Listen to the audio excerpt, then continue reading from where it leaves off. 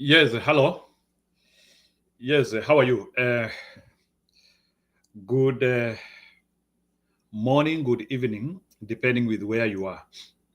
Today, I have decided to come and talk briefly about the papacy and the impact of the papacy and why the conclave went the way it went. Uh, as you are aware, the Catholic Church was able to elect their new cardinal, no, their new pope by the name of Cardinal Prevost from born in Chicago, but who of late has been working in Rome as a cardinal bishop. And there is something I wanted to discuss about Cardinal Prevost. Cardinal Prevost was among the latest, or out of the cardinal bishops, who are 13 of them. The other time we had already discussed and agreed that the next pope was going to be a cardinal bishop. There was no question about that. Yeah, because they usually oscillate. That is something which we already determined. They don't share, but they oscillate. Any person who has been able to follow the trend can understand that. There are usually three categories of cardinals, as I explained in the other previous show, Gradual Karibu. We have highly ranking cardinals. Cardinals are advisors to the Pope. A cardinal is a promoted archbishop. Is an archbishop within a certain archdiocese, and then the Pope promotes him to become an advisor to the Pope. So somebody like Anthony Mueria is remaining with one step to become a cardinal. He can or he may not. So it will depend. So Anthony Mueria is no longer a cardinal because you need to be promoted to that step to become a cardinal. Even Philip Anyoro in Kenya, right now we don't have a cardinal. The other one is emeritus. He is retired and he did not participate in the conclave. It was said that he is sick. He is sickly. So this is what happened in the previous conclave, and I wanted to explain here. So we have three categories of cardinals who rank in their seniority. So we have cardinal bishops who are located in Rome. They are cardinals heading some archdioceses within Rome, suburbs of Rome. Then we have cardinal priests. Cardinal priests are the majority. It is any cardinal who is located outside Rome. A cardinal in Kenya, a cardinal in Nigeria, a cardinal in Hungary, a cardinal in Manila, that is the Philippines, a cardinal in Japan. All those ones are called cardinal priests. Then we now have the next layer of cardinal deacons. So who are a little bit junior compared to the other two, who either are, maybe you could be a cardinal priest and then maybe you want to retire as a cardinal deacon also. So what happened in the conclave, and we were able to get a pope within the fifth ballot. What it means is that the first two ballots, there was contention. So what happens is that when the conclave begins to vote, and this time it was the time for a cardinal bishop, it is known. Now, that is why, because Bergoglio, Pope Francis, was a cardinal priest because he came from Buenos Aires. Now, the next pope after this one will come from the countries from outside Rome. So you can be assured of that. The next pope will not be a bishop. The next pope will be a cardinal priest. So out of the many cardinal priests who we will be having, one of them will ever become a pope in the future. If by the time this pope gets out of power or gets out of church through retirement or death, because that's the only way in which they get out, so it will be the time for a cardinal priest. So you already know that. So cardinal priests are the ones who will come up with the person they want. So it goes. So that's why we knew even this time around, it was a time for a cardinal priest. No, not kind of. It was a time for a cardinal bishop, and they were 13 in number, with 4 of them like outside the voting range.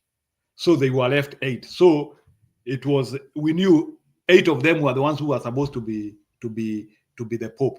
That was Pietro, who is the Secretary of State, Pietro Parolin. There was Tagre, who is also a cardinal bishop located in Rome, in charge of evangelism. There was Battista Piazzibara, and another 5. With this one, who has become the Pope as the most recent cardinal. He was actually, out of that list of the cardinal bishops, that is Prevost. Prevost was the youngest in ordination in that office. Tagre, who is actually younger than him, from Philippines, the guy who maybe some of us felt he could become the Pope. Tagre actually became a cardinal from Benedict. That's what I'm telling you. The pace is usually not the same. Actually, what happens if you look at this cardinalate, this papacy. And that's why in life, don't compare your life with anyone. And that's why I want to describe the life of this papacy, the life of this Pope.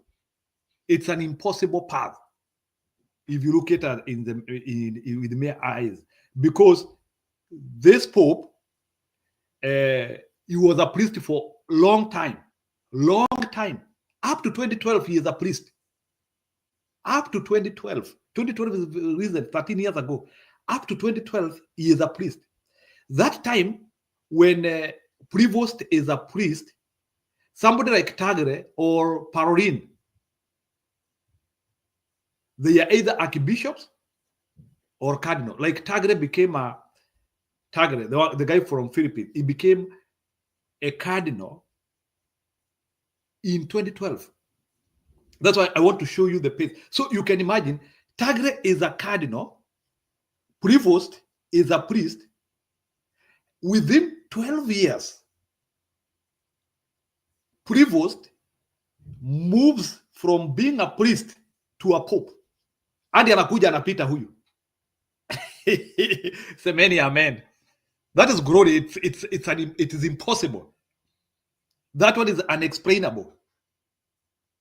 Let me say it again, and that's the reason why I wanted to describe this, because something unusual must have happened in the conclave.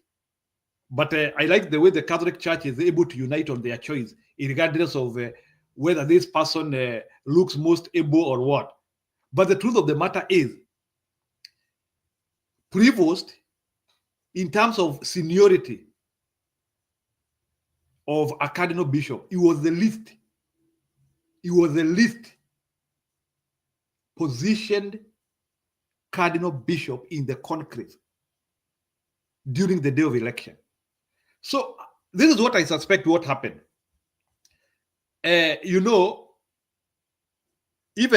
cardinal bishops, even cardinal priests, they know it is not their time.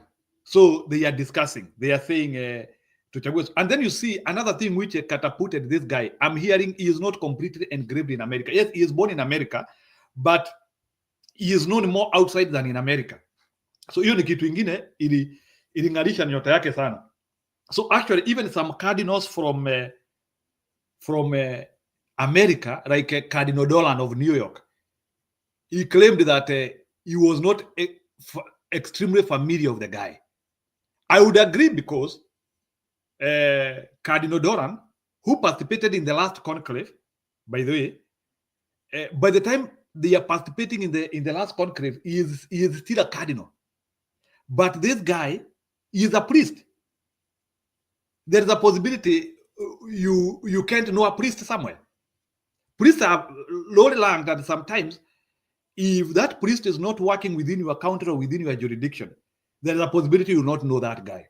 So that's why you can now see even some cardinals from United States, they are now starting to know the issues of Prevost during this time of interaction when just after Pope Francis has died. That's how weird this story is. It is like a surprise guy. You could have betted $1 million and you couldn't have picked the Prevost. But his brother has said, just as the conclave is starting, his odds started increasing.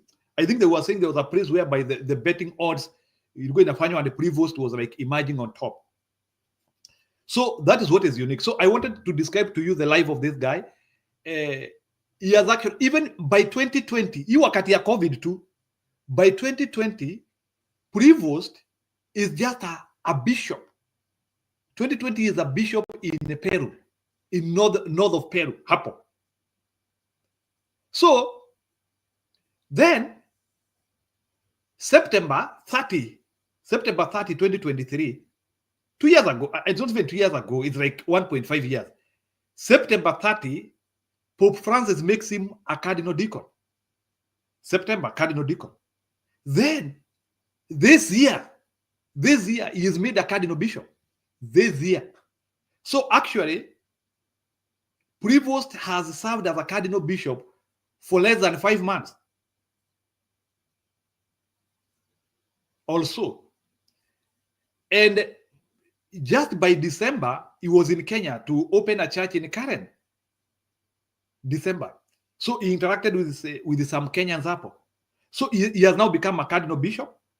Now, and he has now, by the fact that now Prevost has become a cardinal bishop, he is now in the line of succession. That is what it means. He has now been praised the same level as Tagre, as Parolin, as Batista, and him, and some 5 others. So that's how now Prevost was able to be on the path of succession. But if he was not promoted to become a cardinal bishop by this year, he couldn't have managed that, because he could have still been in the rank of a cardinal deacon. So part of the reason why, or which propelled him into papacy, is by managing to be a cardinal bishop by the time when we are almost approaching conclave. So that is what happened. So his popularity, because actually the cardinal, they are almost close to 200, including the ones who do not vote, the cardinal priest. So for the cardinal priest, out of the cardinal bishops who they were looking at Tagre, they were looking at Parolin, they were looking at Batista, the guy who is a very serious diplomat in Jerusalem. So they were looking at those guys, high sana graduate. So because there was a very serious disagreement between Parolin and Tagre and the others who are a bit senior, and they were a bit positioned to become the Pope. So now the cardinal priests, who are the majority, who make up majority of the clique, of the voting bloc, the Murima, the cardinal priests are the Murima of are the Murima of the conclave. Let me put it that way. The cardinal priest in the Murima. I put it in a quote. So sasa, the cardinal bishops in Wao and Dogo, they are 13 in number, and not all of them are voting. The ones who are voting are 8. Cardinal priests wale wanapiga kura ni karibu 100. Then cardinal deacons wale wanapiga kura ni karibu mbao 20. So the Murima of conclave, ama the Murima of knowing who is going to do the papacy, are the cardinal priests. And you understand why? Because these are the guys who are located all over the world. Those are a cardinal in Peru, a cardinal in the Philippines, a cardinal in Japan, a cardinal in Hungary. All those are the majority. The cardinals who are located outside Rome, the Owengi. And now, this Prevost had a very good CV in evangelism, and the fact that he was the prefect of the group that looks for bishop worldwide. Sasa yeye ndiye amekuanga akipoach, not poaching, scouting. Let me call it scouting. So ili ukue appointed as a bishop by the Pope, yeye ndiye alikuwa na head hiyo organization which was recommending people to become bishops in the world. So hapo ndio he built his network there. That's why he built the network with the cardinal priests. Wanamujua sana because he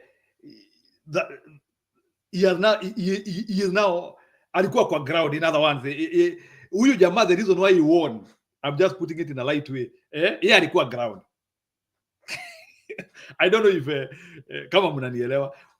Our paroline, because we thought that maybe this time around they could have considered an Italian.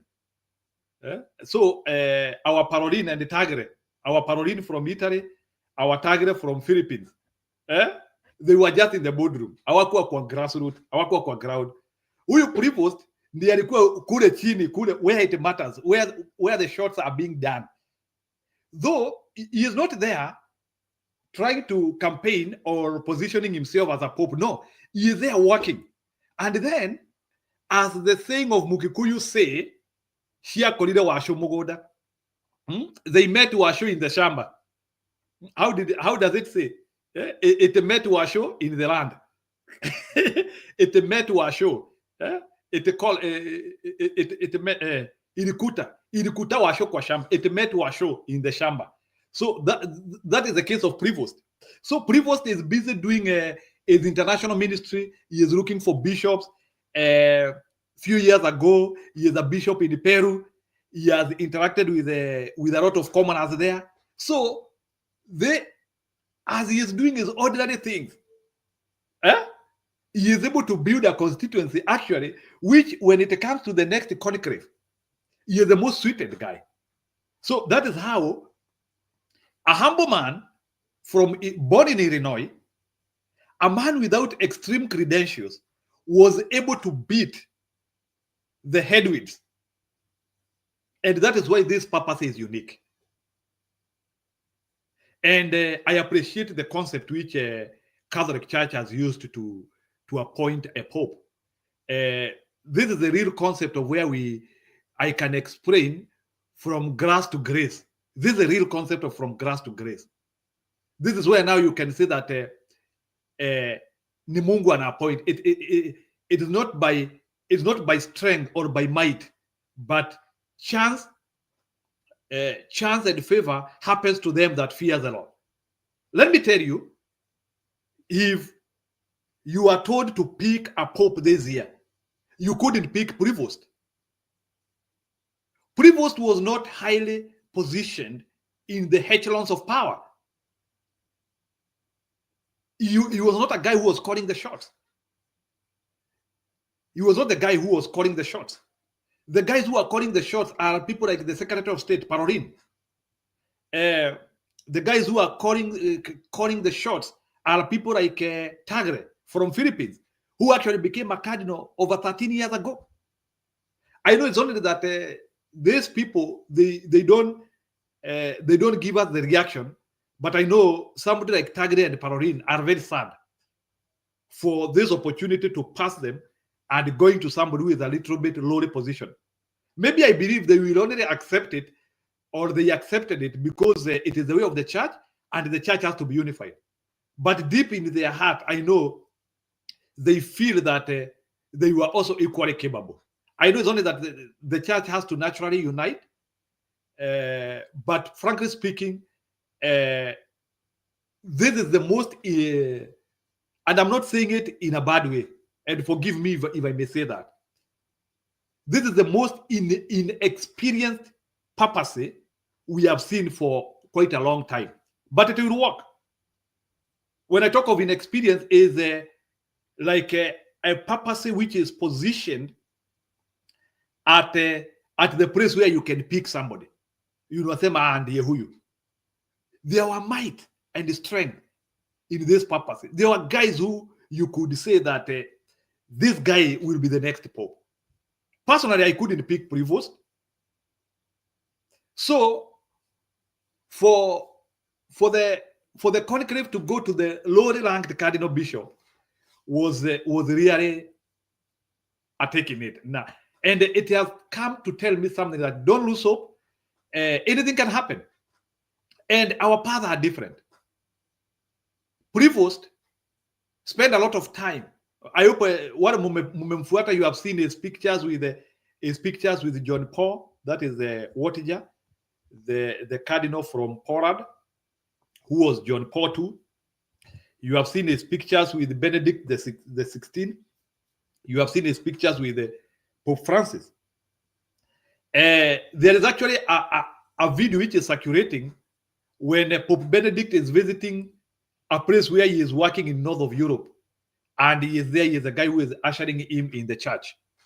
So that is how this guy was able to meet all these three popes, previous popes, within his path. When it comes to where he comes from, he is a concoction of everything. From what we know up to now, these are his roots. He is French, he is Italian, he is Spanish, and he is Creole. Who are Creole?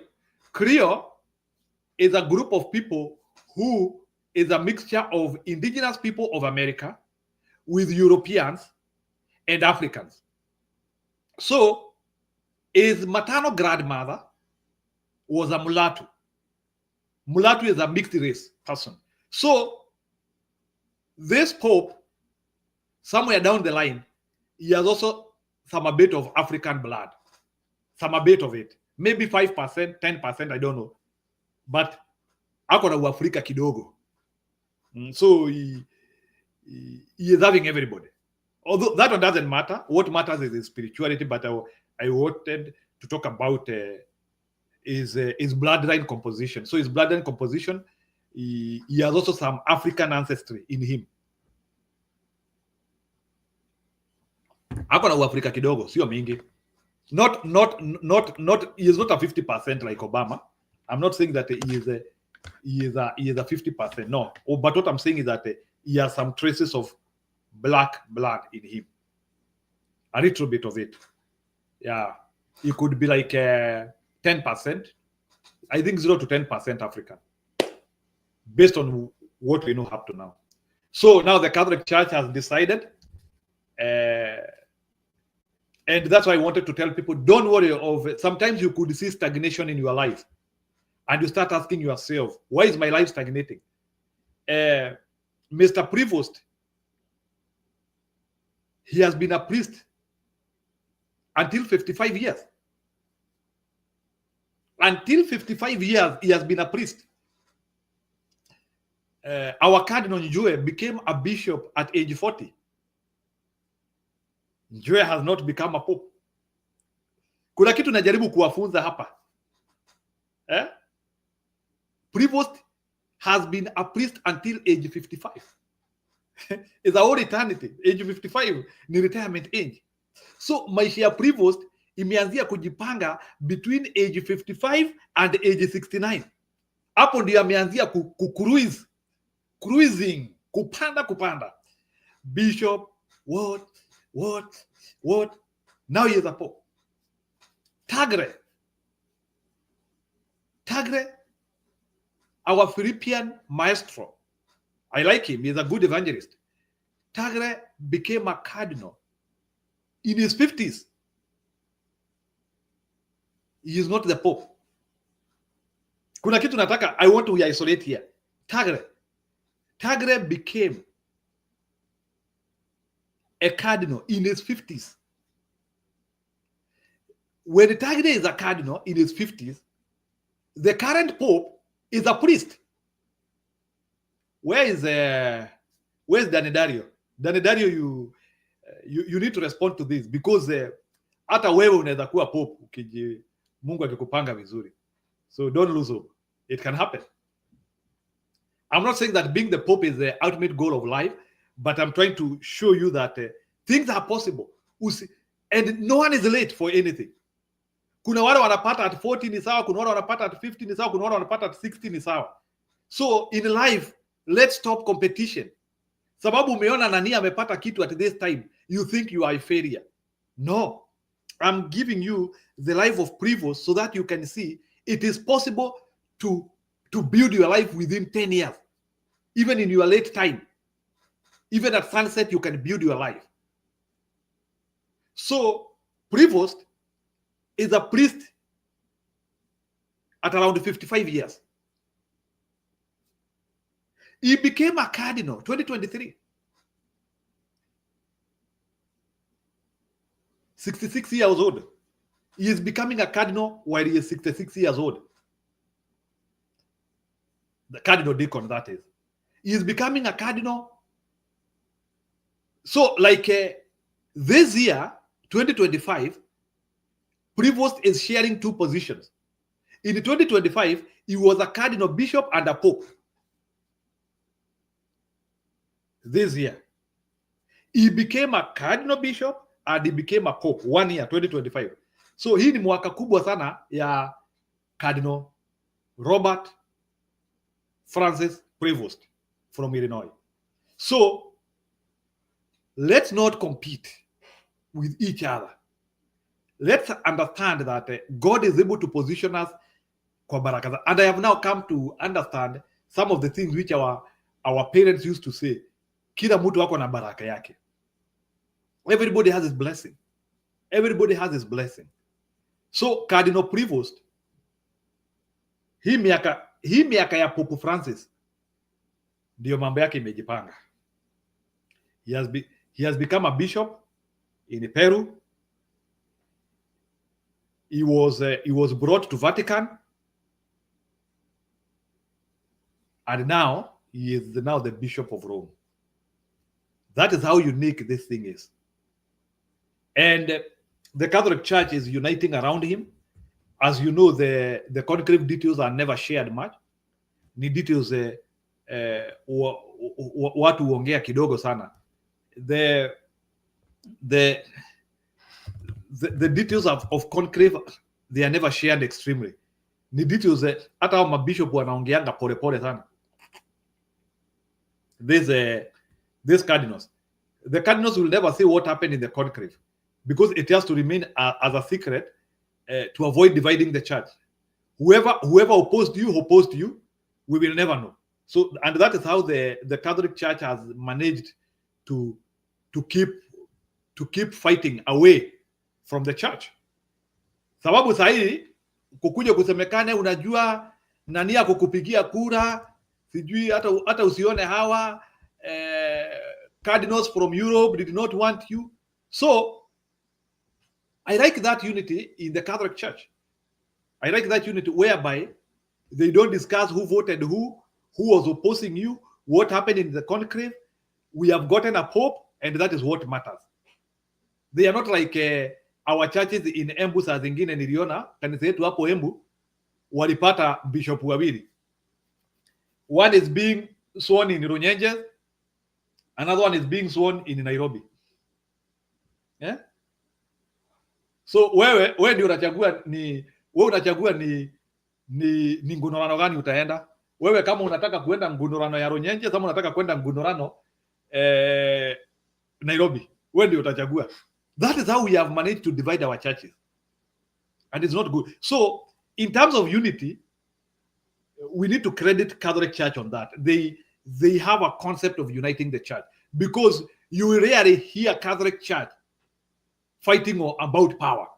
So they have invented a concept, a very cheap concept of getting a leader. And it doesn't matter. The conclave uses zero money. It's the best. And everybody gets satisfied. In fact, the conclave is the best concept of choosing a leader. It is the same concept which China has adopted of choosing their supreme leader. China ni watu 3,000 wanaingianga hapo ndani wanaambua mtutolee kiongozi na hiyo story inaisha. It is the best. You get the epitome, the best. When you reduce the people who are going to make the decision, you always get the best. Lakini historia sijui panda gari, sijui nini, do campaign, ni wezi wanapatanga power. Wezi. In fact, this idea of democracy and sijui enda ujiombe kura is the worst tragedy of life. Is the worst tragedy. I wish we had serious, eminent people who can sit down, who they love their calling, and they say, "What are we at Uongozi?" This idea whereby we are saying everyone to be kupeana kura is serious. But anyway, that is where we have met ourselves in, and we have wanted to like accept that we are trying to practice democracy, but Catholic Church has shown us that there is a way in which you can get a leader and everybody is happy. People are outside their Vatican. People are waiting for the black smoke, for the white smoke. They are just shouting. They don't know what is happening inside. Our Jews, they don't know the vows which are happening there inside. Nyinyi kama washirika na wafuasi wa kanisa mko hapo nje, mnangojea moshi mweupe hapo. Kazi yenu tu ni kungoja. And you have no option than to agree on the choice which will be brought. You don't hear even any church member coming out saying that huyo mtu atumutaki, or hearing there is a cardinal with a faction. Kuna cardinal anatokezea anasema hii group we oppose that choice of yesterday. You never hear that. So that's why I want to say, I think Catholic Church invented leadership, invented succession. I think for me, they invented succession because it works. It works. Watu wanaenda pale, mnajifungia 24 hours, mnatoka na kiongozi, and everybody is happy. No money, nothing, no corruption. Gentleman's agreement. Gentleman agreement. Mnaketi pale na mnakubaliana. And na wafuasi wenyu. Remember that we only have two countries which are bigger than Catholic Church. That is China and India. Or maybe they are almost the cross population, because I think the Catholic population is 1.4 billion. India is 1.4. I think China has reduced a little bit. So Catholic Church and India are almost having the same population. So it's not a joke. So it's a very big population. Being able to agree in 24 hours who will lead them. Yet a country like Kenya with 55 million people, we cannot be able to agree on who will lead us.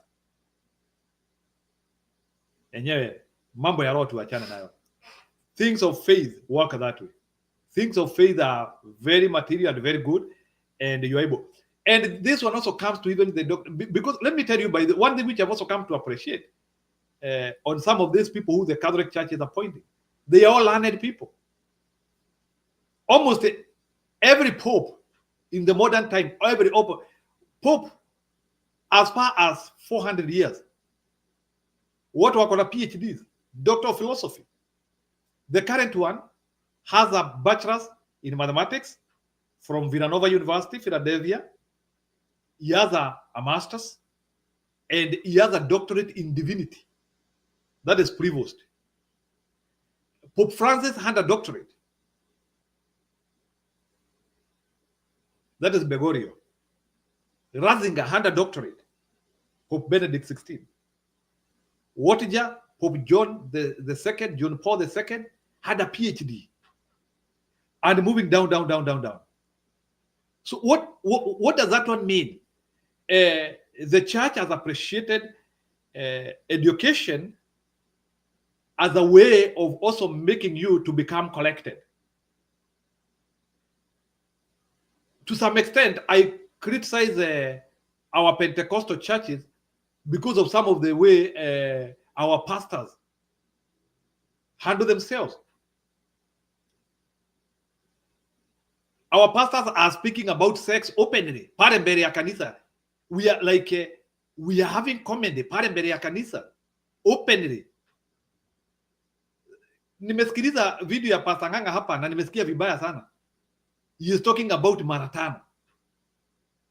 Na watu wako kwa kanisa, na kanisa iko na all age sets. Why can't you have conferences where you can go and teach women about, and maybe men, about how to handle each other? Why should we be speaking about bad issues in an altar? It doesn't make sense. The altar is about spirituality. You have to be corrected in what you are speaking.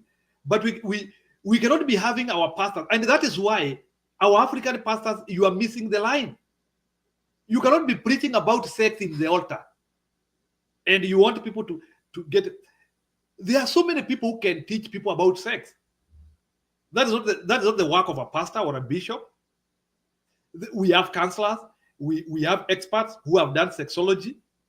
They even people who have done degrees and PhDs in sexology who can do that. But why should you be talking about sex in an altar? Trying to talk vitu za aibu mbele ya kanisa. The church should be well formed. The information should be collected. The information should be refined. It should be more about spirituality, about connecting our hearts with the hearts of God. But why should we be in an altar and our pastor is giving us examples about how people, about bed issues? And that is why, by the way, our Pentecostal churches are losing people. Why should you be preaching to us about bed issues? And you want us, and that is why, tafadhali, Pentecostal churches, start training your pastors well. You cannot be talking about bed issues kwa kanisa. That was not the work of a pastor. The work of a pastor is to nourish your heart. When did, I don't know, but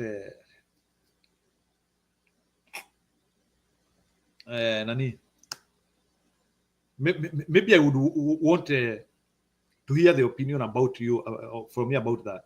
How many of you here appreciate those messaging from some of our pastors who are preaching about sex in the altar and like trying to advise us what people should be able to do so that they can have better sexuality?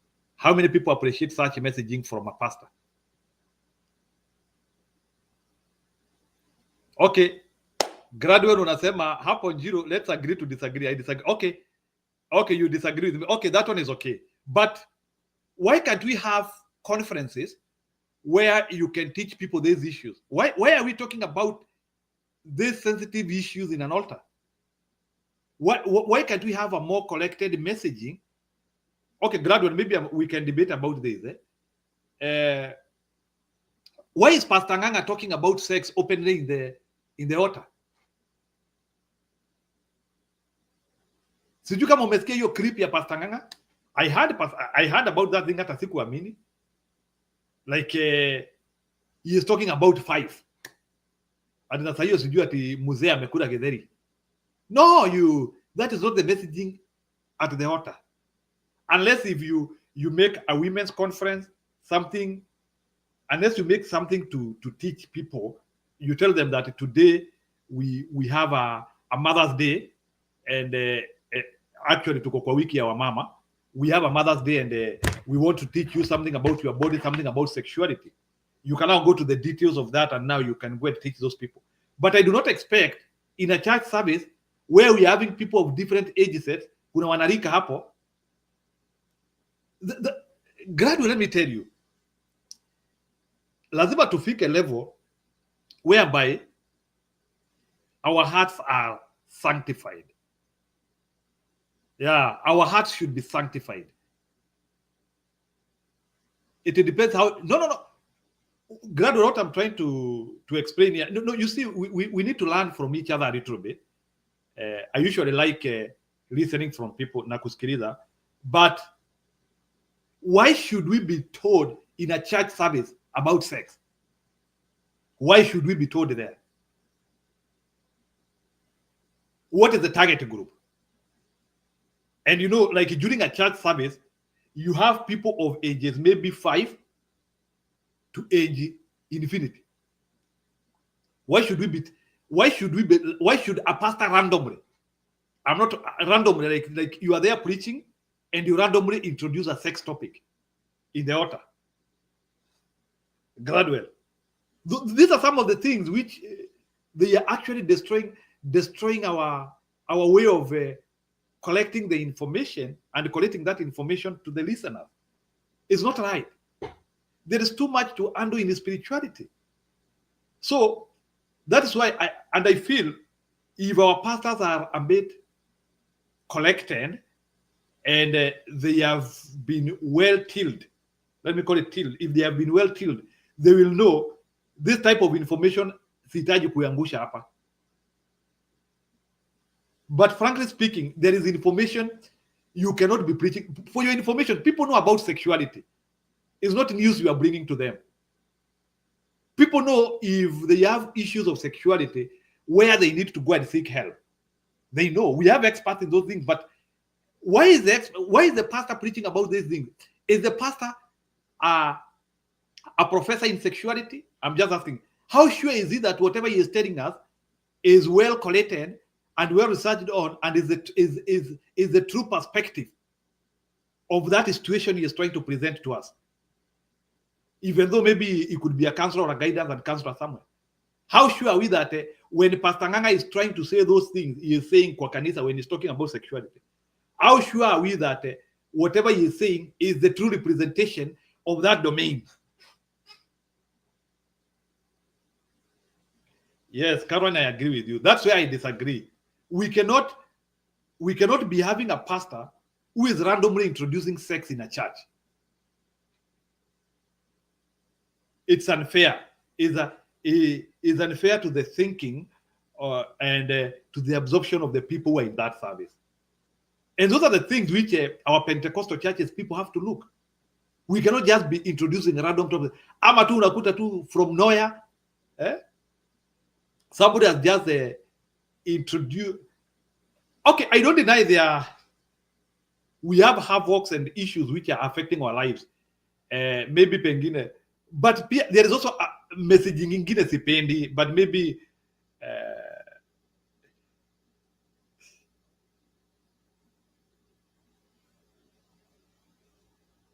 no. It's not about Nganga alone, gradual.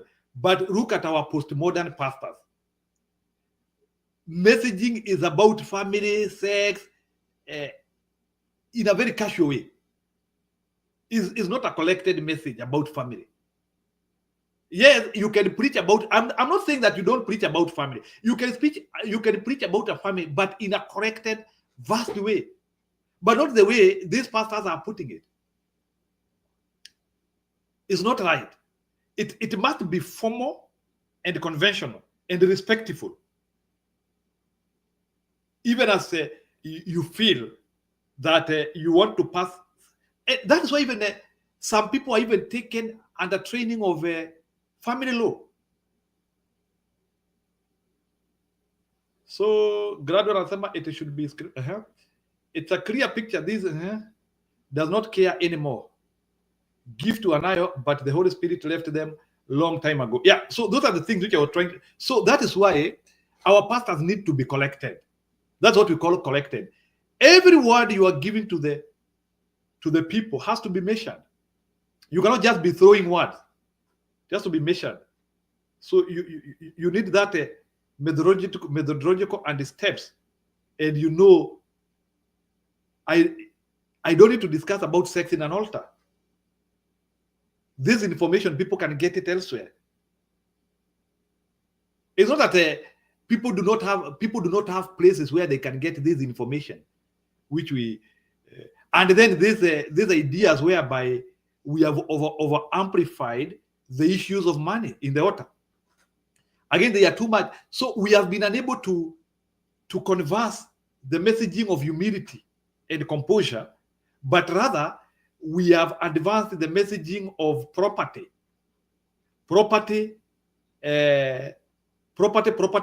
And even as we are advancing this messaging of property, there is little to do about caring, sharing. Do you know that being corrupt, it means you don't care? If I'm a caring man, if you teach me how to care, if we start teaching our kids from a young age, love your neighbor, be a caring guy, I will not go and steal money knowing that money is supposed to help you. In fact, this concept whereby our preachers are preaching about the love of money and the way we need to be having apartments, flats, we should be driving Bugattis, we should be driving Royals, we should be wearing nice clothes, we should be having this luxurious life, is what is actually making us have a lot of competition and actually start hurting each other. That is the reason why Ruto is stealing from us. Because he doesn't care for us. If Ruto was caring for us, if Ruto knew, if Ruto loved me, if Ruto loved his nation, he would not be stealing. And those are virtues which in the church we are not teaching. But we are busy teaching about sex. Yet, the small things which actually connect and actually preserve humanity, we are not ready to teach them. Are we teaching love? Are we teaching caring? Are we teaching humility? What are we teaching? We are teaching pride. Huyu jamaa anakuanga na pesa sana. In our churches, that's what we demonstrate. People who have a lot of money. Those are the guys who are elected for positions, who are given positions. Wale majamaa wako na pesa. So how will we position the church as a place of humility if we concentrate with the people with money, people who have a lot of money, and some of them we actually don't know where they got that money from. Maybe they could have stolen. So we have to focus on that doctrine of humility. As a servant of God, you have to be humble. And I agree on that when it comes to like the Catholic. I'm not a Catholic, but I agree on that doctrine of humility. They handle it very well. You know me, I do comparative religion, for your information.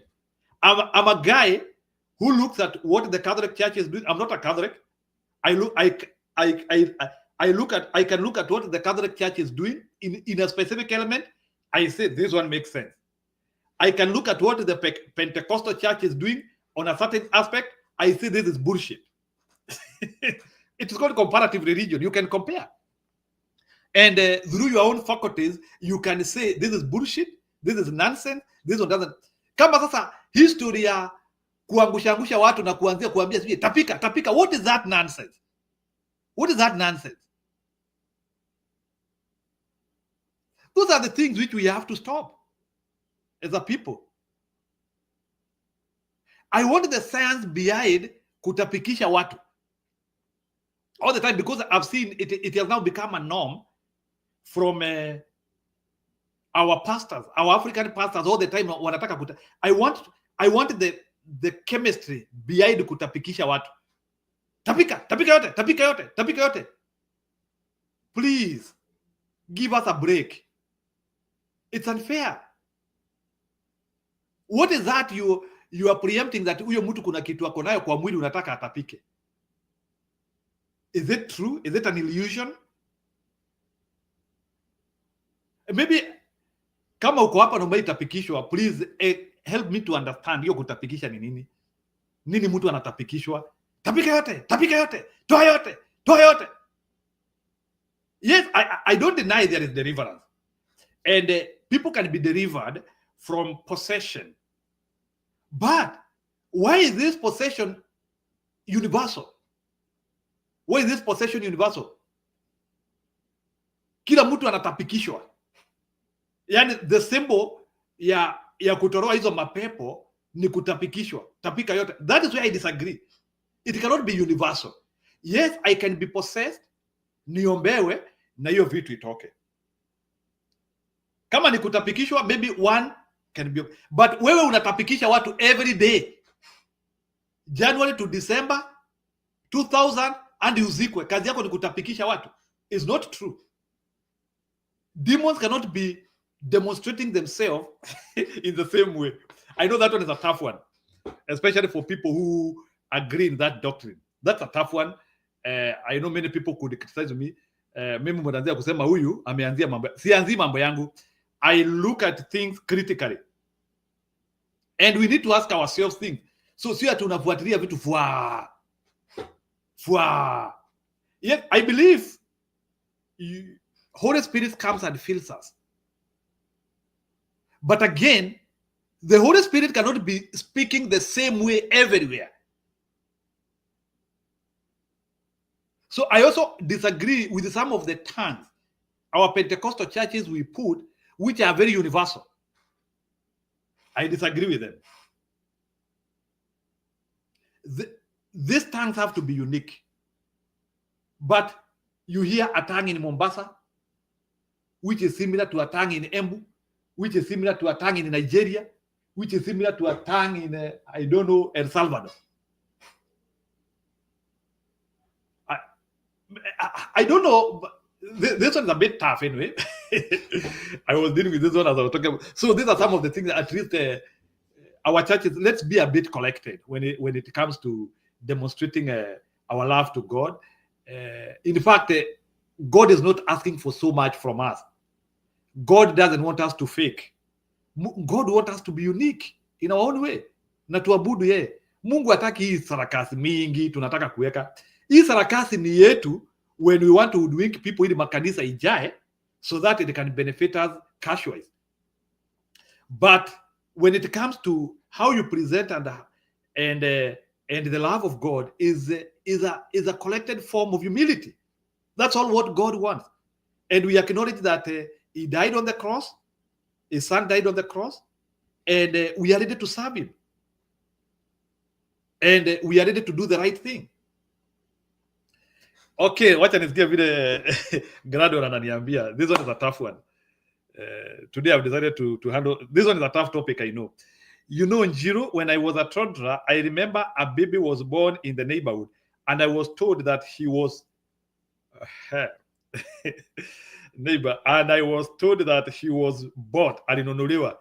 Of course, kila mtu alikuanga anaambiwa hivyo hadi tunaanzia kuambiwa sasa, daddy utanunua mtoto mwingine lini? when are you going to buy another kid? So I remember, I can connect with this story. I believed it for the longest until CG went, and yeah, and I acknowledge your parents for passing information that way, because your parents knew you cannot handle the truth that time. Gradually, you need to know there is a time when you cannot handle truth. Kuna wakati ukiambua kitu. So I appreciate our parents for making us to be naive until we were old enough, and that is why our societies were good. We were people of norms. We were people, and things were working. We were not during that time, like even raping of kids. Imeanza lini? Raping of kids is very post-modern. During Maumau and in 1850, because I've been reading the book about the Kikuyu history. In the Kikuyu history, the book which I'm reading, which is dating 1400, they have not documented any single raping of a kid or raping of a woman. Na hiyo wakati ati atu walikuanga na nguo, walikuanga tu wanavaa ngozi. Their life was very basic, but people highly respected each other. Kama bibi sio yako, hakuna hata mtu anakaribia hapo. The respect was in high level. Wacha saa hii mtu anajua huyu ni bibi yako na ako hapo, anakuja hapo kukuuliza ni aje, and that person knows you are somebody's wife. Unfortunately. So watu waache hii tabia tafadhali. Let's be respectful. Let's be people who are collected. Yeah, let's be respectful. Once you know that this person, there are so many people who are unmarried. So I don't know. There are so many people who do not have, who might want to make families. So I don't know why you are interested in somebody who already has a family. Yeah, there are so many people outside there who, in fact, the numbers are astronomical. The people who do not have husbands, there are too many. So wachana na wale watu already wako committed. Okay, wacha nisikie vile Grado anasema. Not even adopted, but actually being born. Yeah, but yeah. Yes. So tafadhali makanisa zetu mbadilike. So if you are a pastor and you are hearing this information, let's teach ourselves sensible information. Yeah, nyawera, niko salama sana uhoro wako Njiro, niko sawa. So let's be serious with the gospel. Na tafadhali, if you are in a church where things are not making sense, you are free to look for another church. I always say, The church which you attend determines your destiny. Kuna kanisa ukienda, your things starting collapsing from there. So you are who you worship. You are who you worship. Human beings have been created to be divine. So your church matters a lot. Your church can actually plunge you into poverty. And they can also change your reasoning. You remember a few years ago, yule mama ambaye hata alikuwa amepagawa sababu ya wall. That woman of Westlands. Then wall alikuja. Mama tu anakuja tu foolishly, anapeana kila kitu kwa kanisa. And then repentance and holiness ministry is not even collecting the... Mtu anaweza kujaji apeane kila kitu yake na mnachukua. You are not even doing an intelligent search about that person. Mtu tu akisema nimepeana hii yote, you don't even want kujua kama huyu mtu is of sane mind ama ni nini. Mnachukua vitu ya mtu alafu huyo mtu anaenda anateseka. Mnakuja alikuanza kusema tu huyo mtu ni kupeana amepeana. Also do a verified fact. Is this person in good state of mind as they are doing the things which they are doing? Yes, we can give, but hatuwezi pokea kila kitu ya mtu. Hadi huyo mtu aachwe bila maisha. Then that woman was left struggling with life. No, that one was not good from repentance and holiness ministry. Maybe repentance and holiness ministry, kuna vitu mingi mnaweza kuwa you are doing right, but when it comes to the way you handled that woman, you did not handle that woman well. You not handle that woman well. Amwezi chukua mashamba ya mtu, manyumba ya mtu, mnasema amepeana. And then that woman is left somewhere in the cold, he doesn't even have a house, anaumia in the name of ati alitupea. No. Na saa zingine watu wanapeana because you have confined them into that thinking, into that reason. Si ati wanapeana out of their own commitment, out of their own volition. It is, you have captured them and you have put them in a messaging of hating what they have.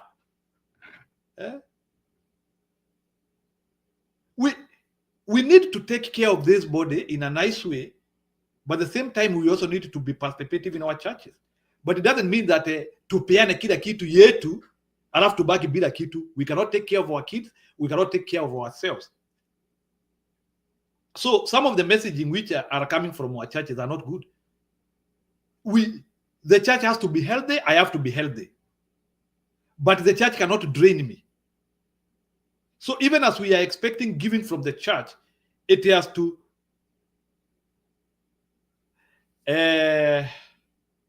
gradually lucky. I don't know the reason. So some of our children are so much exposed to matters concern. Yes, and those are the things which are happening now. Mtoto wa miaka 5 anajua boyfriend ni nani. Sahi in this era. Mtoto that is too much information for that kid. Huyo mtoto anafaa kukua akicheza na matope. Sio maneno ati ya kuanzia ati kujua ati story ya boyfriend na girlfriend at age 5. So gradually, I don't know the reason why you can't like the video. Maybe afterwards you will be able. So those are the things I really wanted us to ponder. So be very careful where you go to worship. The worship can make you or break you. So be observant. Observe the environment where you are exposing yourself, your kids, your family to. Look at the doctrine. I'm not saying that you judge everything, but at least if your church is that humble church whereby they appreciate the ways of the God, na hawana mambo mingi, si watu wa sarakasi, you can be there. But avoid hizi makanisa za masarakasi mingi. Please, it will be good for your health and it will be good for your prosperity. Yeah, be in a place whereby they value deeper thinking of the word of God. They value meditation. Not all the time you are being put on a cross path of like the only messaging is about giving. Yes, we will give, but let giving not be the only thing which we have been called to do. For your information, if you preach right, if the messaging is good, God will be able to package the ravens to feed you. But our today preaching we are packaging the ravens for ourselves. God is supposed to package ravens for us to feed the man of God.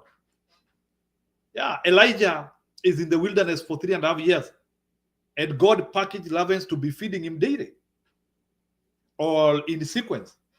Food was being delivered. Na musiseme hiyo ni comedy ama ni is a myth. So those are things which happen. So please, let's be very critical of the places of worship where we go, some of the practices we are doing, some of the closeness we are building with each other and with respect to each other. In the church, let's respect people's wives, people's partners. Yeah.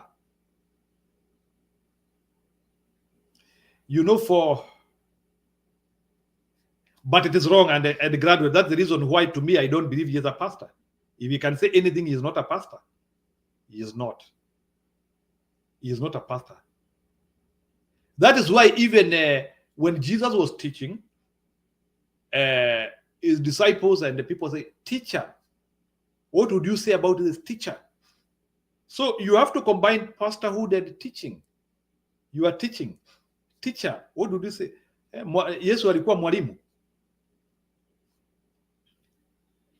But where does walimu come from? What makes you a teacher?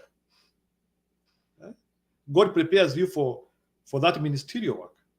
And it is something which is positioned in you after living a very gracious life. Yes, after living a very great, or after the moment when you start living right, you don't have corner. You are from Saul to Paul. From the time when Paul became converted, he writes majority of epistles, and he is having a very corrected life, and he is able to write to the church of Philippines, the church of Galatians, Corinthians, and the church of Rome, and that is Romans, and he is able to connect them into the spirit and in the love of God. Yeah. Show me in the Bible, all the teaching in the Bible, where all those people, other than King Solomon, who wrote Song of Solomon, who is like trying to talk something about romance. Tell me anyone in the Bible who is even trying to talk sexuality in a good way. And there are so many teaching in the Bible. Jesus was talking about love and those. So if we focus on love and those things, all these things will come automatically. You don't need to be taught. These things will come. You have been born with them. Sexuality is part of you. Okay, wacha niwafunze hii sasa. Wacha niwafunze hii. Sexuality is inborn. It's part of you. It's part of you. All these things Mungu alikuumba. It's just like the way when you give birth to a kid, ukizaa mtoto na huyo mtoto hata hajielewi na hamujuani, you don't teach a kid how to swallow. How many here who gave birth murifunza watoto wenyu kumeza? Lakini mtoto tu anajua, it is in him. Mtoto anajua in him. It is, they are the faculties. You know, let me teach you some faculties of the body. Mtoto hata ile wakati ajielewi, ile mtoto wa masaa akiwekelewa tu matiti kwa mdomo anavuta automatically. It is faculties which have been brought through the instincts of nature. Even men and women relationship is a faculty within the instincts of nature. You don't need to be taught all those things. I'm sorry, and I will say this one with a lot of humility, and I will tell you this now. That is why I disagree even with these people who tell us that we go for counseling to be taught about these things. These things come in them.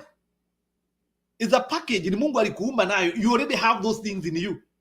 Wachana sijui na maneno mingi, sijui ati wasting your time, sijui ati sijui ni, what are you going to be taught? Najua hiyo hamtashika, lakini ni sawa tu. Concentrate with things which make you are only supposed to be taught things of this world.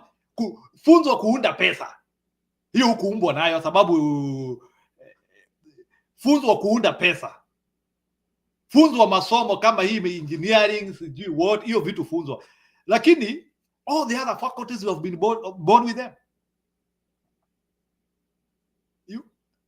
A man and a woman, that faculty has already been instituted by God. You don't need any teaching. So that's why I don't appreciate people who are masquerading. And I will say this one, maybe another kuwa ananisikilizanga, I will even masquerade, I will even talk with a lot of humility. That's why I cannot listen even to Pastor mnamuitangaje yule pastor very vaga Munene, sijui Pastor somebody Munene, mnamuitanga Munene nani, yule mama Munene, yule that lady who is very vaga all the time. Oh, yule pastor watwa, I cannot listen to her. I cannot. In fact, what nikiona there is an advert about her, I just mi nafutanga tu, siwezi musikiliza. Su Munene, I cannot listen to Su Munene. And I'm now seeing in Kenya, those are the people who are now carrying the screen. Okay, you can teach us twatwa, but not as on a pastor level. Wewe enda uweke tu kitu yako ya twatwa na uke ya kudanganyanga watu. Haya ni sawa, nyinyi endeleeni tu kuwasikiliza. So let me tell you, stop wasting your time listening to those people. In fact, if you position yourself in the instruments of God, niwaulize, kuku na ng'ombe nani anawafunzanga? Nyinyi binadamu venye tumefunzwa hii maneno, and we are the people that we are the number one divorcers, and we are teaching. We are the people who are actually we are the most enlightened species in the animal kingdom, yet and sasa sisi ndio tunafunzwa that, and we don't know how to handle them, all these things. We are worse than cows, we are worse than chickens, yet we are busy things. Do what? Stop this nonsense. Yeah, stop this nonsense.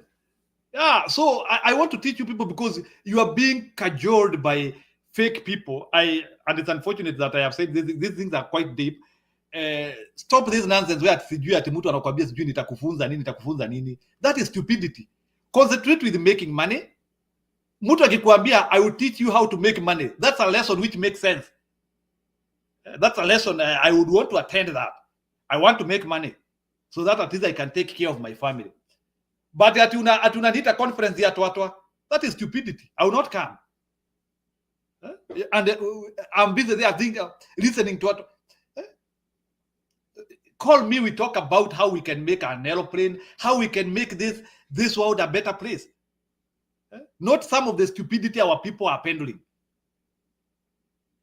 And as Africans, by the way, and I'm saying this with a lot of humility, Africa lazima tuanzie kukua.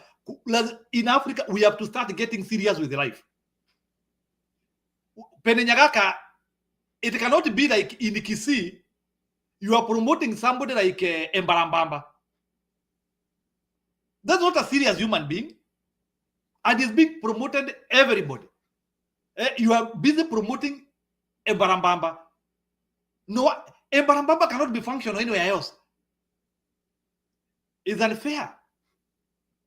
Let's promote things which make sense. Can you imagine Kisii kuna jamaa anatengeneza viti mzuri sana. Kuna jamaa, there is a blacksmith maybe somewhere in the village who is doing something very important. But our Kisii people, they are not interested in that guy who is making chairs, who is doing very good welding, anatengeneza madirisha, jamaa very serious. Wanakuja tu kutuonesha tu jamaa anaoka kwa matope. Jamaa anajirusha kwa matope. I cannot watch Embarambamba. And those are the people we are busy following. And we want our lives to change.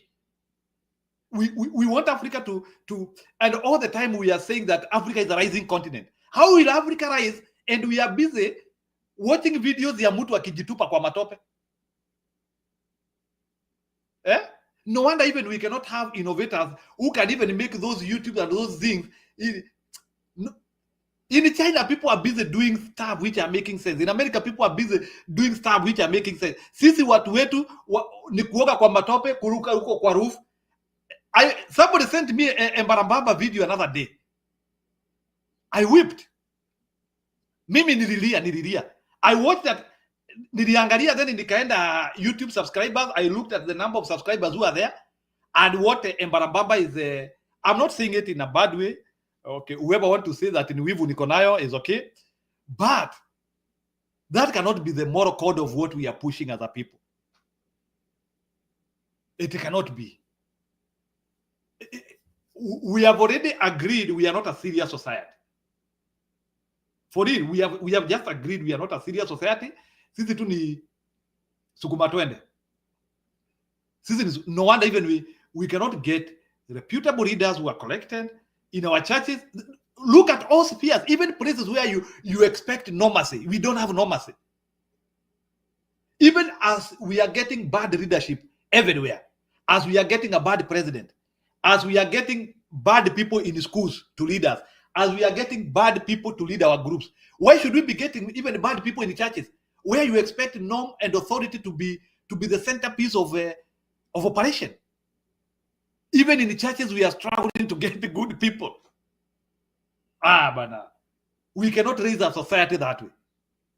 So let's allow the information which comes to people is information which is corrected and humble information. So now Karo anacheka hapa akinuza pia kinjuri. That is the truth. So Karo, I'm a bit anyway, I blame myself. Sio kupenda kwangu. Maybe what satisfies you is not what satisfies you. I blame myself because my satisfaction level is usually very high. Me, by the time nimeridhika na kitu, it takes me ages. So maybe Embarambamba makes sense to you, but Akina Su Munene makes sense to you, but to me they don't make sense. They don't make sense because all those things those people are speaking. Uyo Su Munene alifunzwa na nani? I just want you. What is the point of information of Su Munene when Su Munene is teaching us about twa? What is the difference? Yeye ameambiwa na nani? Wewe ni nyinyi nauliza wale watu ambao mnasikiliza akina Su. Ni sawa Su anakuja kuwafunza maneno ya toa. Ameambiwa na nani? What is the point of reference? From the head? Inspiration? Ama unataka kusema Elijah alikuja akamwambia? Karo, can you respond to me please? I need a dialogue here. Msiniambie naingia watu. Hebu niambie huyu Su anakuja kuambia hii maneno. Nani amemwambia that the information she is giving is the right information? Any person to tell me to respond? Na hizo vitu zote mnasemanga na huyu mtu anaongea vizuri. Simply because amekuja sijui ameongelesha maneno yake. Bila naonanga mkifanya. Na mnacheka sana. You laugh because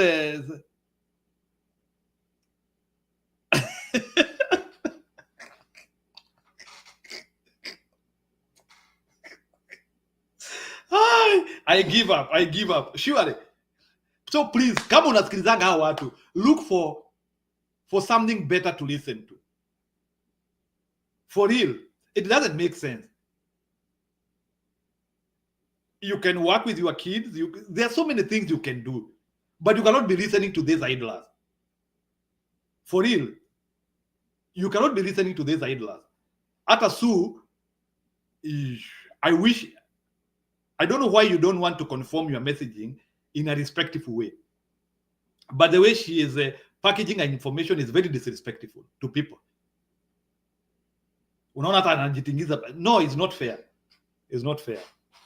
So please, the husband to Su Munene, please guide your wife accordingly. Tafadhali, guide your wife accordingly. Yeah. Vitu zingine wachaneni nazo. Vitu zingine ni inborn.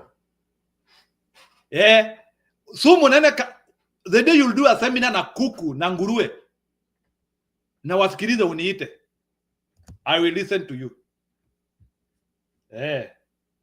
And all those people who are pretending to be counselors that wanatufunza about those things.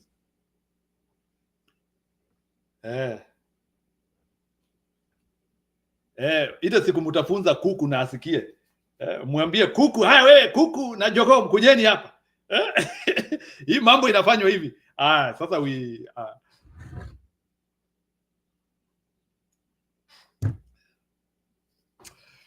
we are just, we cannot raise a society in a joke. So anyway, I was just trying to talk of doctrine. So in terms of that, and that's the reason I was appreciating the reason why some of these people who have gone through, like for example, if I tell you, because I've followed the issues of Vatican. Vatican has departments of knowledge, like in the Vatican, they have departments for family. They have wako na hata department ya observatory. Kuna watu werevu sana hapo Vatican, mnaona hapo popa anakaa hapo. Kuna majamaa hata wa kusoma maneno ya planetary observer, wako na mpaka telescope hapo, inaangalia hizi mastars zote ziko huku. They can see, they have a telescope there.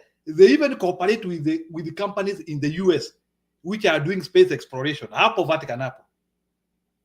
So walianzia hata ile time ya kina Galileo Galilei. Those are the things which the church is doing. Catholic Church is busy exploring and investing in some in human intervention, advancement of knowledge. They are busy doing those things. Nyinyi mapasta wenyu wakiokota pesa yenyu wakajijengee manyumba na wakajenge mikahawa wakajijengee mikahawa.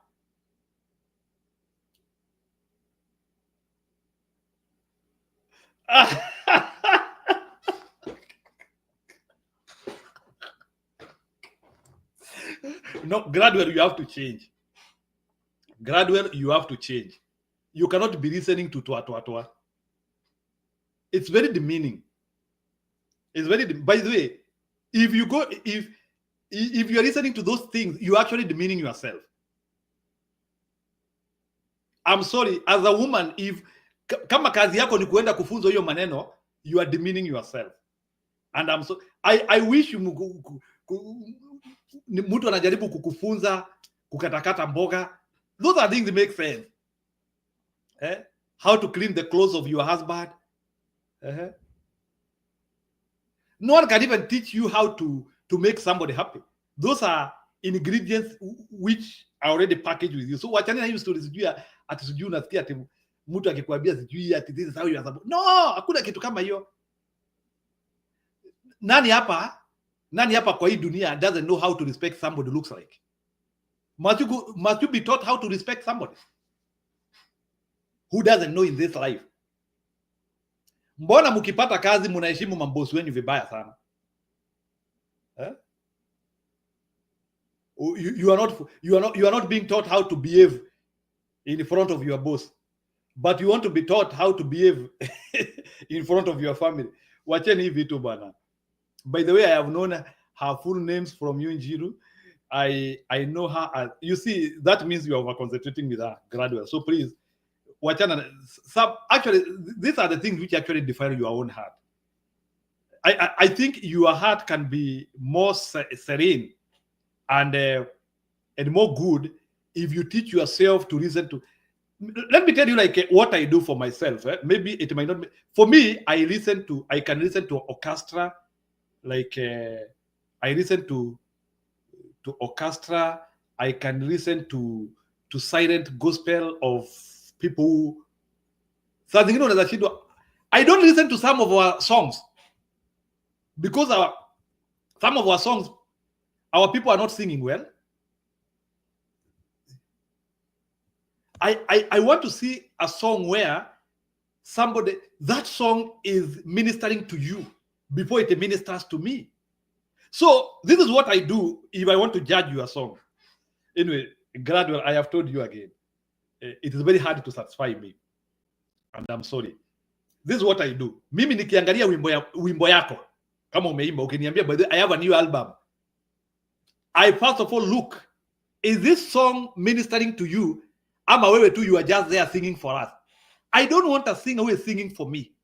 I want a singer who is singing for herself as she is praising the Lord. I want somebody who is feeling what she is singing.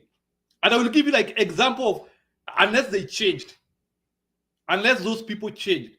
One of the best Kikuyu singer, I will tell you, she is called, she has sung the song Mudwereri, Karo somebody. Karo, and I don't know how she sings now, they change with the time. But for me, I listen to Caro. Caro is good for me. Her messaging in her songs are very attractive to me. Caro, Paul Mwai, I could feel connection. Caro, Paul Mwai, Jazad, those two. Sina mwingine kabisa. That is in the Kikuyu version. In the Swahili version,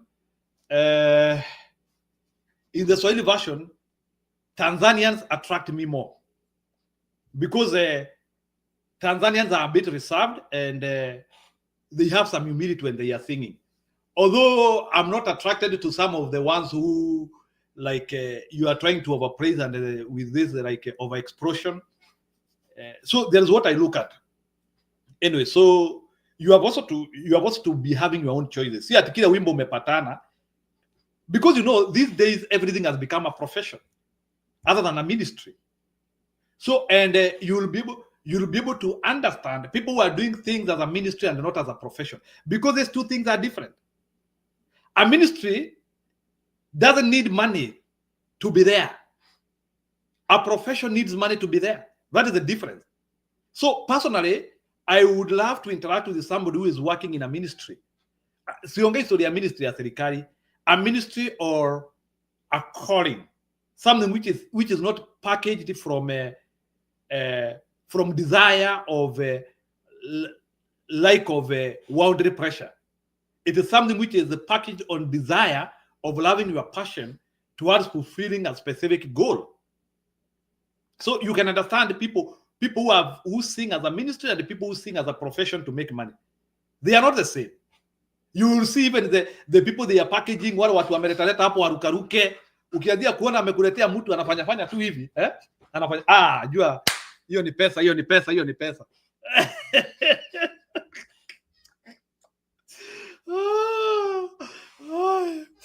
Hiyo ni show. I don't want to see a show when it comes to a song. If it's a show, just make a song and take it to the secular world. It will be okay. Agora tumutu. Wacha nione wimbo nikijua it's a secular song. Lakini wewe usiniambie hii wimbo ni gospel na nikiangalia kwa ukweli presentation ni secular. Maneno ndio unajaribu kuniambia ni gospel. Wewe wacha tu nione wimbo tu nikijuanga hii wimbo ni secular. Iko kwa ile kategoria ya secular, hiyo pande tu nione ikiwa haina shida. So no, I didn't open her videos. Ni video yake ikipita kwa macho. Okay, so Graduate is trying to Graduate anatoa ushuhuda. Graduate is giving a testimony. That's what she is trying to say in a distance. Ati mimi usinichukulia hivyo. Ati I know my Lord. And the people who know their Lord, what will happen to them? Yes. Okay. Yeah. Graduate is giving a very concentrated testimony in a way. Ni sawa, nimekubali. Yes, I accept. So please, let's be observant of what comes to us. Let's be observant. Hata nyumba yako, make sure you put things which are making sense. Vitu ya Mungu. Everything you have ever wanted is on the other side of the faith. Trust God. Grateful. This is the season. At least weka vitu za kukumotivate. Where you are, weka vitu za kukumotivate. Unaweka hapo kwa ubao. This is my year. Unaangisha hapo kwa nyumba. Hii ni mwaka yangu hii. Maybe Cardinal Prevost alikuwa ameandika hivyo. Cardinal Prevost, I finish with him. Maybe Cardinal Prevost alikuwa ameandika hapo, this is my year. Naona mwaka imekuja kukua yake. Speak to your things. So Graduate, tafadhali. So let's sanctify what we listen to. Tafadhali, let's sanctify what we listen to. There's a lot you can do in the serene world. Yeah.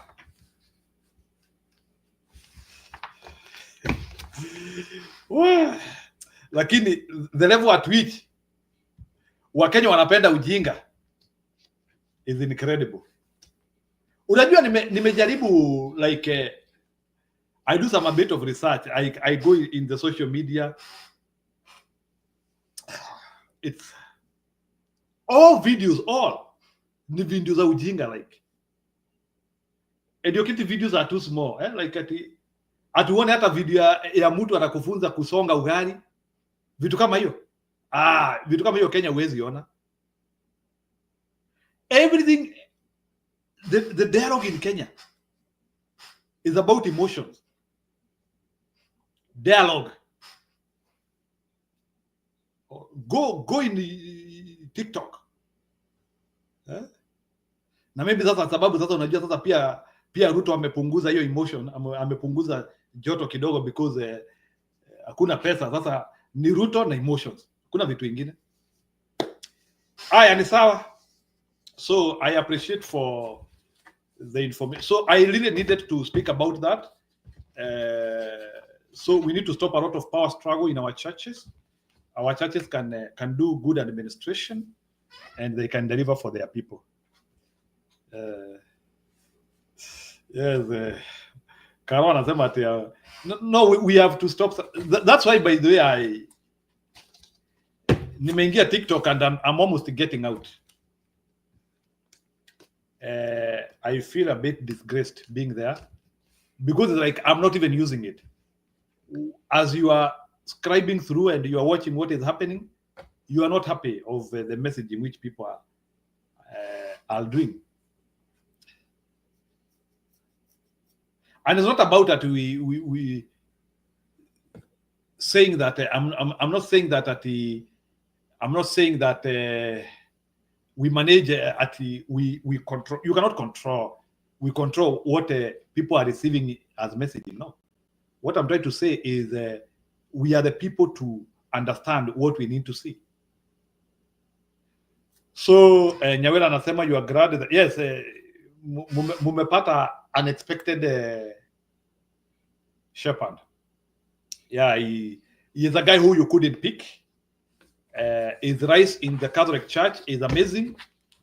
He was a priest 13 years ago.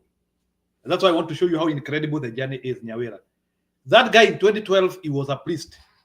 And today he is a cardinal. No, not a cardinal. Today he is a pope.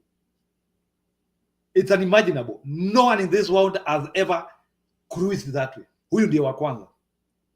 Hakuna mwingine hamewahi toka from priest to a pope in 13 years. That's why it is historic. It's not a joke. So it's not a matter of just being an American or a Peruvian. That one is immaterial. But the path, Bana. This guy, so many things worked right for him to become a pope. I think I would say it in few words, Nyawera, is that he was destined to be a pope. Hii ni ile vitu tunasemanga, huyu alizaliwa hakuwe hivyo. That guy was born to be a pope. That is my conclusion. Robert Francis Prevost was born to be a pope. Yes, that part. I'm telling you, in 2012, he was a priest. Get this right. In 2012, he was a priest. Kama yule priest yako hapo kwenyu tu, hiyo kanisa iko hapo kwenyu hapo. Hiyo kanisa. In 2012, na guys, kuna umechelewa sana leo, na leo utatoa fine. Sababu wewe ndio utaniweka hapa dakika zingine 20. Utoe fine. Na siwezi na wewe. Squeeze nimekuwa mkali, but get time and watch this because I want to close this and start another one. So listen to this. This is what in 2012 he is a priest. Kama hiyo kanisa yenu iko hapo. The same time our archbishop hajamove even an inch. Our kina Anthony Mweria, akina nani, huyu jamaa amekuja hivi hivi from a priest to from a priest to a pope in 13 years.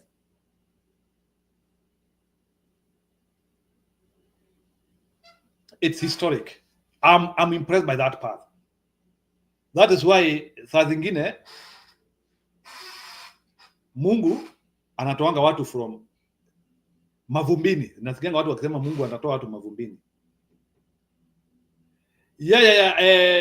Jibs Corner, I'm getting out of TikTok. In fact, I'm disabling my account.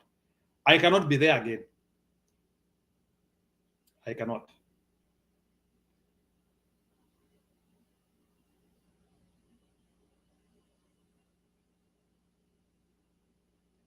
Yeah, you hear? And sasa Caro anasema, that guy, frankly speaking, Caro, I can tell you, frankly speaking, it is impossible for a priest to climb in 13 years to become a pope. I don't know, those people who are Catholics here, maybe munaelewa. Can you tell me, if you are a priest now, na pope ako hapa, ebu niambieni, can you try to connect that distance? Ebu niambieni position ngapi ziko hapa? Wale mnajua, this is a priest here. This is a priest and this is a pope. Can you tell me the stages here? Huh? Can you tell me? Ati guys, kuna unasema hata na muti hivi huwezi guza TikTok. Yeah. Tushajionea tutatoka huko. I think it's not worthy.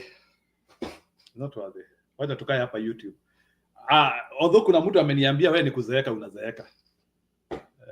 Ati those are signs those are signs of please zingine, people be nice to people. Be nice to people. Ni sawa zikatai ni kuzeeka na zeeka lakini. So I want somebody to describe to me, if you are a priest to become a pope, how is the path? I want somebody who knows about the Catholic Church to tell us. Yes, that's Nyawera anatuambia. So the issue is this, and Nyawera, that's why I want you to get this. This guy, who is the Pope now, in 2012, he is a priest. In 2012, he is a priest. And in 2025, May, he is a Pope. Let me tell you, that is like Ratzinger, many of them, Ratzinger, even like Pope Francis. It took him 30 years. That path. Priest to a cardinal, 30 years. 3-0. Benedict, it was even longer. 35. Watija from Poland, John Paul II.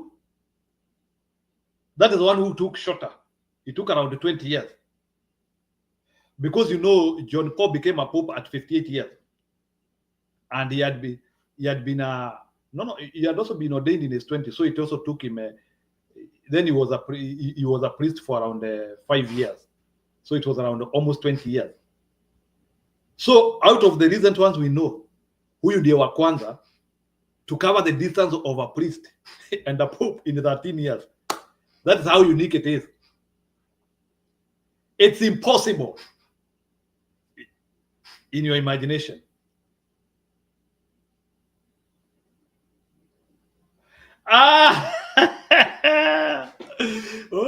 Guys gonna atake maneno mingi. Sawa, I will be back in 30 minutes. Yes, nichukue kombe la maji, then I return. But I hope you have enjoyed this show, which I was trying to talk about the church doctrine and the impact of our today Pope, who is called Pope Leo. Leo, which means strength. Lion. Leo is from lion, strength. is more, then mliona, maybe siku discuss hiyo, then mliona nguo yake is coming was different from Pope Francis. Pope Francis alikuja tu na nguo ya white peke yake, yeye alikuja na the traditional clothing, so that one is an indication that it will be a bit, it will be more traditional. It will be a more traditional Pope. It will be more traditional. You know what that means? And I don't want to bring politics here, sababu politics ni vibaya.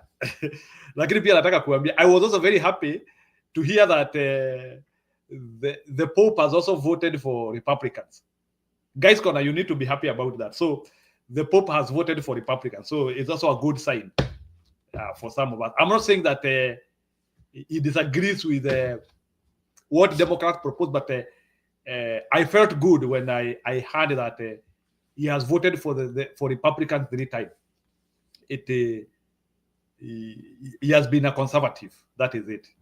So the Pope has been so those are some of the ingredients I want to. So Nyawera, the Pope has been a bit conservative. So so expect the issues of LGBT. I think it will be more pronounced. He is more to the tradition. So he is more to the family life. That is the family life of a father and mother, or a male and female. He is more to that. So in that, he is more to that. He is a little bit modern also.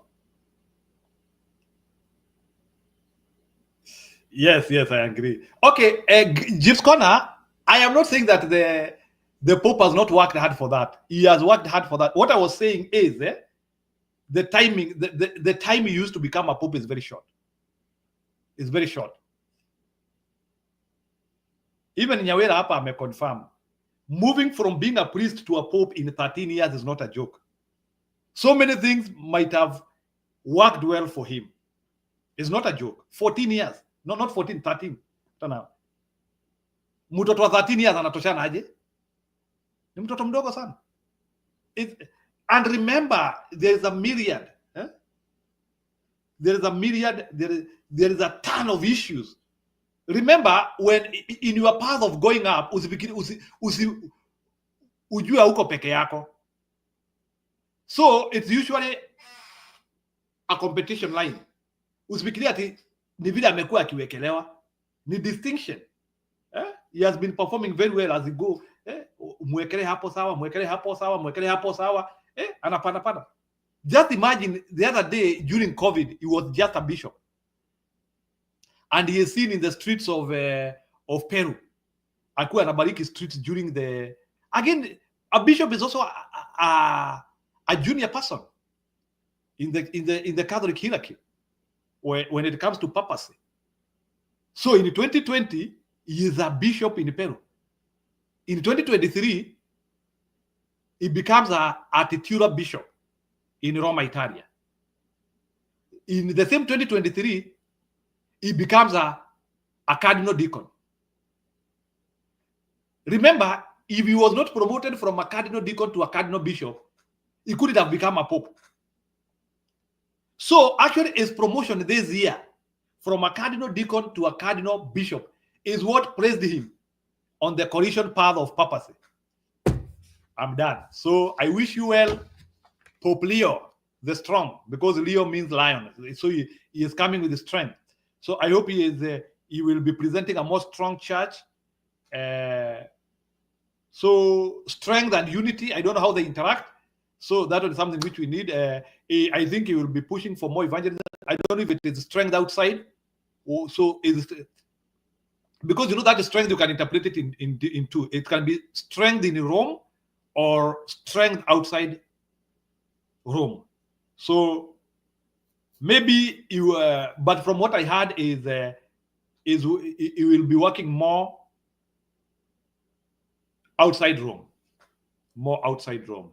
So remember also, because he is a younger, I'm not saying that 69 years old man is a young person, but we are now looking at a very long papacy. Nyawera, you know that. We do not predict when people will die, but we are looking at a papacy of 20 years here now. We can imagine a papacy of 20 years. So what does it mean? What it means, and guys, because najua mimi ni mtu wa numbers.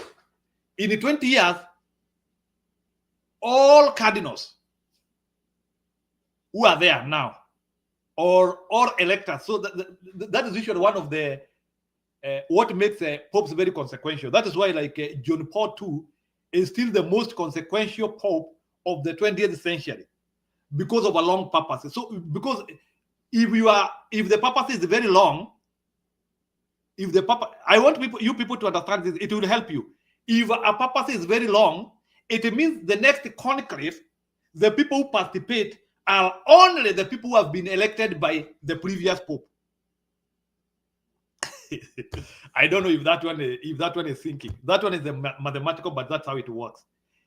If the papacy is very long, a long papacy is 20 years and above. If a papacy is more than 20 years, the next conclave, all the cardinals have been elevated by the pope who has just died.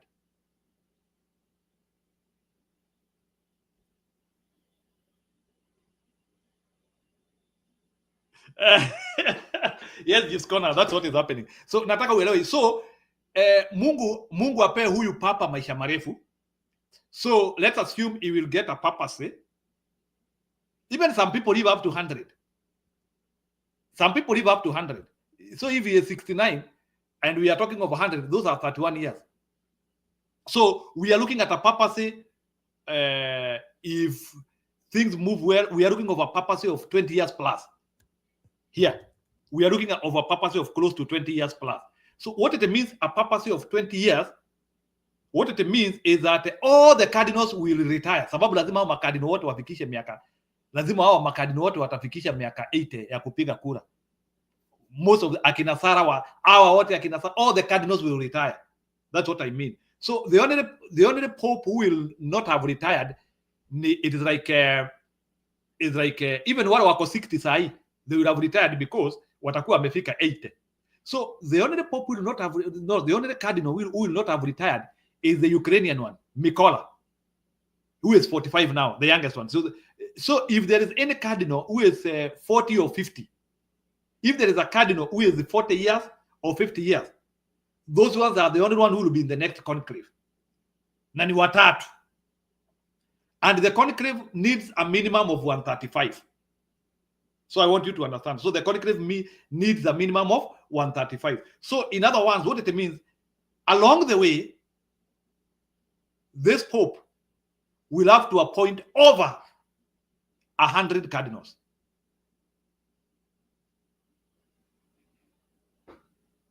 Yes, over 100 cardinals.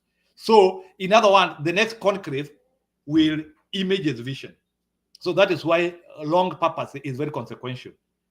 And I'm glad that it added to Americans, and I hope Americans will be able to lead the church. So that is why long papacies have consequences. They are very consequential. That is the reason why they are very consequential. That is why Pope John Paul II is among the most consequential church leader of our time, including even the collapse of the Berlin Wall, the end of the Cold War. It ended during his time. So he was involved in those milestones highly. So long papacies sometimes they bring a paradigm shift in so many things. So I'm looking at a very long papacy here also. So we will not be having another conclave soon. God is the giver of life. So Mungu protect. Kusitokeze mtu wa kutaka kumpiga risasi kama yule ambaye alikuwa anataka kuua Wotja in 1982, 4 years after his election to papacy. Huyu popa kuwe vizuri na wale magadi wake pale, the Swiss guard, wachunge yeye vizuri. We know the Swiss guard are very serious. Yeah, lakini zaidi yote Mungu atalinda. So Jipskono unaniambia aki sijaona, mimi nimeona tu Traore akienda Urusi peke yake, Prussia. Yeah, Slava Russia. That's the only thing I know about Russia. Slava Russia. You know, they were having the Victory Day celebration. They do it very well. I know our Trump is also admiring the same parades. I don't know why America doesn't want to do such parades. but Russia is doing very sweet parades. They did very sweet parades yesterday. You could see they were celebrating their heroes. Sio kama sisi, our heroes wako huko kwa mitaro bila chochote wakimwaga mate, people who fought our nation, for our nation. So Gibbs Corner, sijaona hiyo message ya Traore. I hope he wrote him a good message. Yeah, I hope the Pope sure, from the streets of Peru to Vatican, may his triumph be. So in fact, tomorrow I will be following his first major service in Vatican. Kesho ndio Sunday yake ya kwanza. So tomorrow will be very critical. Tomorrow is a critical day for him. It is his first Sunday. Unajua, he has started creating history already. Documenters have started documenting him. Unajua, this is the beauty of the church. The church documents a lot. All his things will be recorded for the future. Hawa watu wakai kama sisi, we don't want to keep history. Sisi ndio tulisemanga hatutaki maneno ya history. Vatican wanaweka kila kitu because they know how they are going to use it. I was so surprised that the body of Pope Pius, even our Protestant bishops and the pastors go and see those bodies. So zibikilia ati media hata kama iko Vatican, they have only been preserved for the Catholic bishops alone. Even other commoners, they go to see those bodies. Yeah, like one of the body which is very famous is for Pope Pius. I hear like people go to watch him a lot in Vatican. Yeah, so najua hao watu wanakuanga wamewekwa hapo.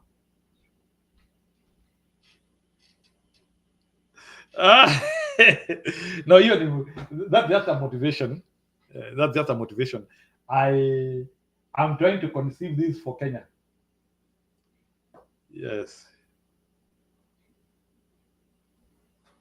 Oh, Nyawira bado hujaomoka? Haya, pokea hiyo umeomoka. So, na ukiomoka usinisahau. Unajua ukiomoka mbele yangu.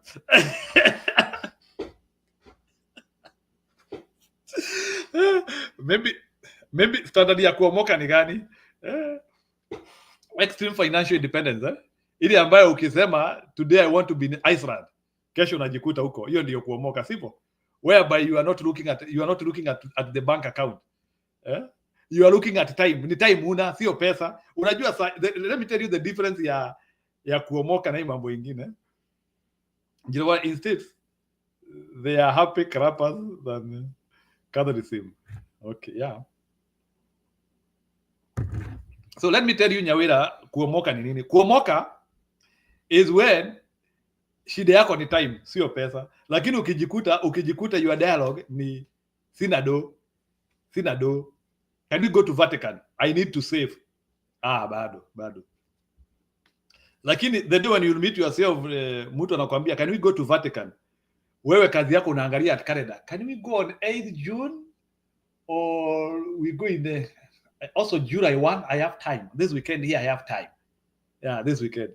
Uongee story ya do. So that's how, so hiyo ndio kuomoka sasa. Hiyo ndio kuomoka. Ukisema I want to change my car, you are not saying that thing for 1 year. Ni unasema next week I'm changing my car, na inatendeka. So I pray for you that time takuja. So it's a good feeling, but don't forget to worship God with what he gives you. Hata Mungu akikupea maarifa, worship God with it. Whatever God gives you, worship him with it. Mungu akikupea pesa, mwabudu nazo. Yes. And how do you praise your God with money? Yeah, they are praises of need. You can take that money to praises of need. Yes. Even as you are giving your pastor to get to kupata tumbo kubwa, you can also give it in praises of need. It can benefit the sick, it can benefit the destitute and the hopeless as well. So musikue kazi yenu tu ni kufanya watu wako na nguvu kupata matumbo, na kuna watu wengine mnasahau. Jiro Army, the army is in Homa Bay getting ready for Mandaraka. Sorry about the politics. No, I imagine. I'm so unpatriotic. I don't even follow the schedule of Kenya. Aki muniombe sana. I am so off on Kenyan calendar. Hata siku nakumbuka kuna kuanga na madaraka. Oh God, aki Mungu nisaidie. Aki, since Ruto got into power, I'm becoming a bad person. Aki munitore huyo mtu. You need to return me back to my faculty. Aya, Jeeps Corner, I'm going to the next show. Nishawaelezea story. Yeah, Jeeps Corner, umesikia tumesema tukiwa na nyawira hapa. Ngoja tuomoke bwana. Ngoja tuomoke, tutaenda huko. Kwanza the day when I will be in Vatican nitafanya show nikiwa hapo. Show. Yes. I hope it will be within this purpose. Mungu nisaidie within this purpose nifike Vatican. Oh God, help me within this purpose. Tafadhali Mungu, within this purpose nifike Vaticano. Na Jeeps Corner nitakutafuta ama tutakutana huko. Yes. Yeah, it was a pleasure to interact with you on issues of Vatican. Bye. Thank you. Let's meet after 20 minutes. Na Jeeps Corner usichelewe, please. Keep on looking. 20 minutes and I'm back.